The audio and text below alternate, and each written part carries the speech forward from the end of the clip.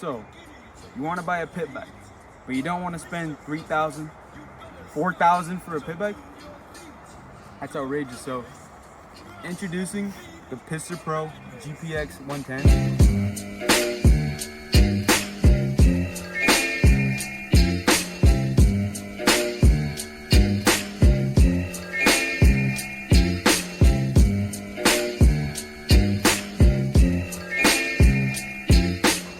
This thing blows all the other pit bikes out of the water.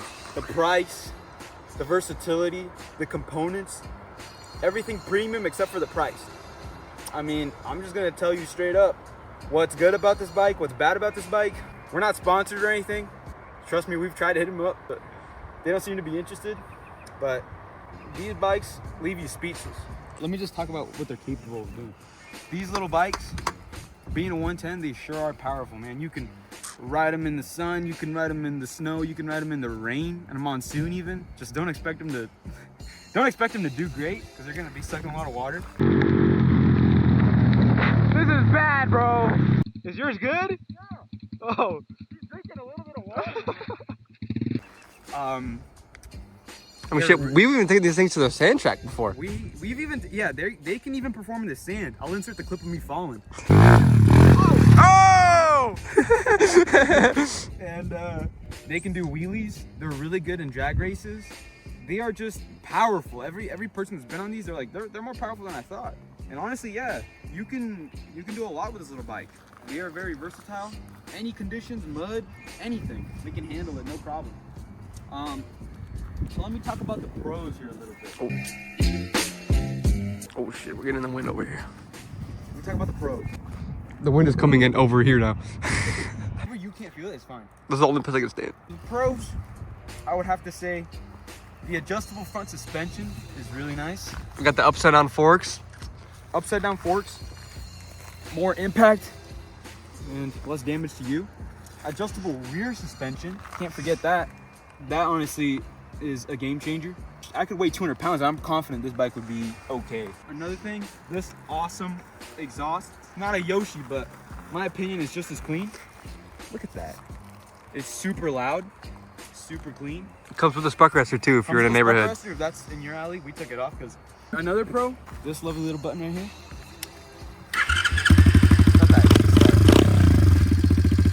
And that's honestly something that most pit bikes don't really have, honestly. Yeah, unless you're paying a lot of money. The carburetors are surprisingly pretty decent. Yeah, they're good. They're good. Just needs a little jetting. Most pit bikes have drum brakes. These have disc brakes. And they got the instead of having the nut on the backside here like a normal pit bike, adjustment like a big bike. Yeah, so that makes it really easy to adjust your chain. They come stock with breakaway levers. You don't gotta worry, you can drop this thing a billion times. That lever will keep on working. They're just pretty good rippers and all, really. So now we got the ripper here to discuss the cons. So I mean, really, I can't even think of really any big cons, I would say. Mm-hmm. I mean, the biggest con we've had was we had a breakdown while we were riding. We might have a gunked up carb here, guys. I don't know why. We were just ripping fine and the bike just shut off. Try to start it. And that was really just because of I figured it was a carburetor issue, but the coil just stopped working. It was kind of weird because it started up a couple times, but the coil just took a shit. So we replaced them both on there. It was going like up here. Just from jumping a little bit too much, my shock hits my battery box. Unfortunately, my shock hitting the battery box killed my battery, so I do not run electric start at the moment, but I just need to get a battery that's a little smaller and put some foam on the bottom and we'll be golden. I mean, you want to talk about the swing arm issue? Oh yeah. So along with the shock hitting the thing, if you jump a little too hard, this right here will turn into a right angle. We can insert the picture. So you see that right there? You see that nice curvature? See how that is not curved right there? Yeah. But I did get a free one. Colton did text them when it happened, and they did send them one free of charge. So that cancels out in my opinion. Yeah. They got great customer service. Yeah, the customer service is definitely A1. Oh yeah, these are made of plastic. As you can see, I have the end of a golf club in mine. because it seemed to fit perfectly. But I literally unscrewed it with my finger and it disintegrated. And then we used his on a screwdriver today, and it, I mean, somehow popped off a little bit, but she's still intact, so. So these are plastic, and why would you have something made out of plastic that is just going to heat up and cool down over and over? And it's just going to become a fragile little piece of garbage.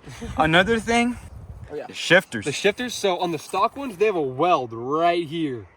And that sucker rubs right on your foot. It even put a hole. It put a hole in his van. I will insert a picture. My van, you should have seen it. You can see my toes. Yeah. Look at zoom in on my shoe, cameraman. Yeah, that shifter like just cuts. It's eating a van. It's eating my van. I don't like it that much. It will rip your shoes. And as you can see, I'm rocking another filter at the moment. The stock ones do, this is actually not a stock one, but the stock ones do dig into your leg just a little bit, but you know, you just get used to it with time. These stock air filters are probably the worst air filters that I've ever seen. Dude, look at this. Oh, hell yeah. But another thing that is terrible is the gas line, the fuel line. Oh yeah, yep. The fuel line will disintegrate on you. I got a big bore fuel line on mine, but yeah. So that fuel line, there was a fuel filter on it, but I ended up just taking that off because it was just leaking for no reason. And as you can see here, another problem we had. I'm not going to lie. I will say this isn't necessarily my problem nor theirs. I just should have checked it. Well, I don't know if you should check it. I mean, it's just kind of a thing that happens. Yeah. So I got super unlucky the first time I used this. A screw came out of there into my chain. That screw there. Yep. Oh. That screw right there. On mine, it busted out. As you can see, there's no screw right there. It got lodged into the chain, and it was doing loop arounds. Oh, you should have heard the noises it was making. Sounded nice.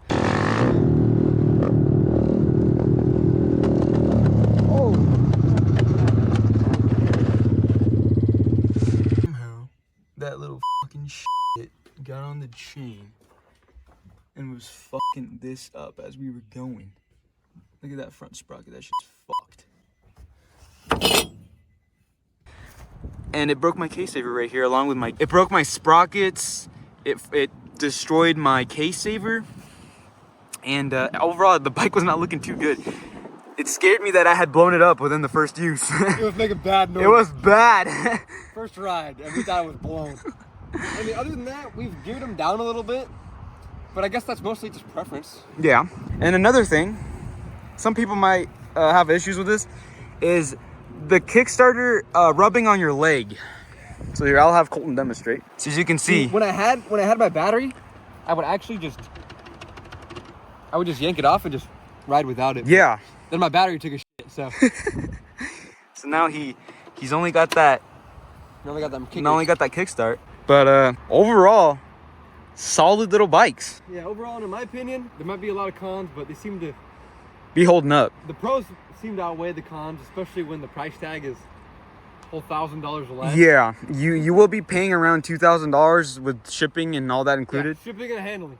I would say just try to look around site to site, see who's got it cheaper, and get yourself a GPX PITSTER Pro 110.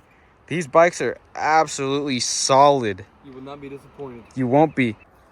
At the end of the day, if you got daddy's money, go ahead. Buy a CRF or a KX. But if you work hard for your money, you want to buy something fun but also want to save money, this is the bike. I mean, I've had issues with it. I'm not going to tell you that I haven't had issues on it. But hey, it is what it is.